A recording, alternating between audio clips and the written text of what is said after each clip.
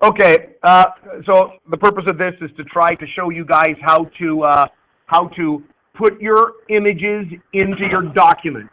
All right, and I'm gonna make a recording of this, and this is gonna go up on YouTube, and I'll make a link to probably the day's work page. All right. Yes, it is. So if you know how to do this, that's great.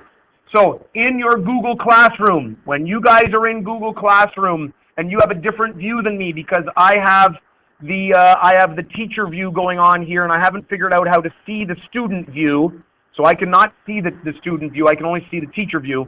Anyway, when you guys click on Create, you're going to create a document. Now, I'm going to go back to Google Drive, and I'm just going to go New Document. You're just going to click on the document. It's going to bring you to your document. Okay, so this is the way I want it done. Now, for this experiment today, you're going to type in the title of the experiment, and you're going to do the purpose, and you're going to do all that stuff, and you're going to, and then for the materials, you're going to say, please see the lab sheet, just like we did with a regular lab. And then when you get to your observations, all right, so when you get to observations, you get the idea. You're going to put in the proper observations, and you're going to type in all of the observations that you have. When you want to deal with putting your pictures into the document, this is the way I want you to do it. Click on Insert. Now don't insert the image, because if you insert the image, you can't put nice labels on it. All right? I got to check to see my microphone is on before I get going. You can't put the nice labels on it. So what you insert is a drawing. And this needs to be done on a desktop computer. You might be able to do it on your iPad, but you've got to be working in the desktop view.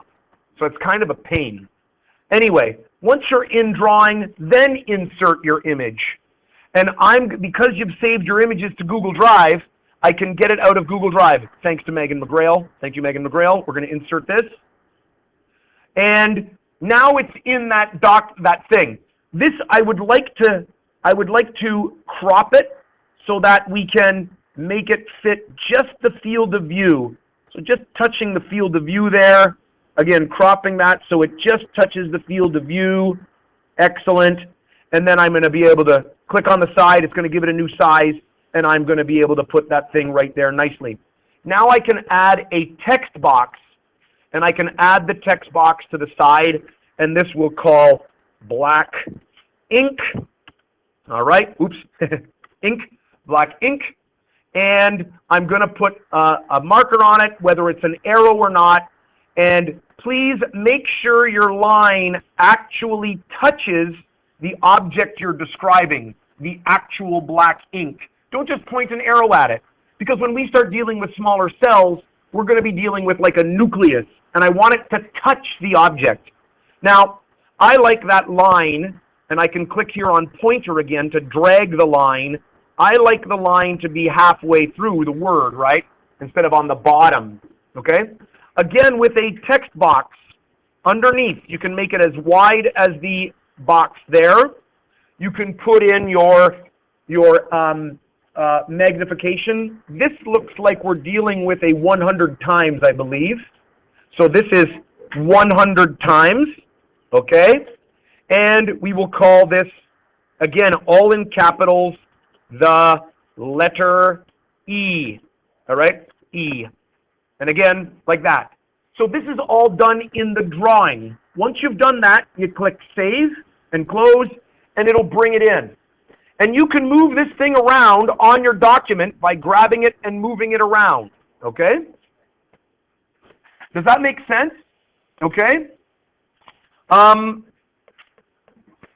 when you do your calculations, you can take a picture of your calculations instead of having to type it all out, because that's a pain to type.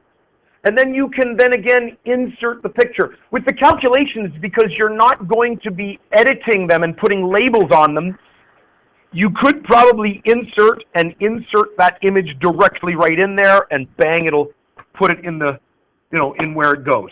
Okay? All right? Yes? It's going to be well, this is part of the hair lab report. Your measurement of the field of view is the first part of the lab report. To finish the lab, we will now look at a hair, we will estimate how many fit across, and we will use your calculations that you did now in order to figure out how wide the hair is. You might even have more calculations. You might have 2 pictures of calculations. Okay? Now, that's how I want you to deal with it. I want you to deal with it by making a Google Doc and then inserting a drawing where then you edit your things. Okay?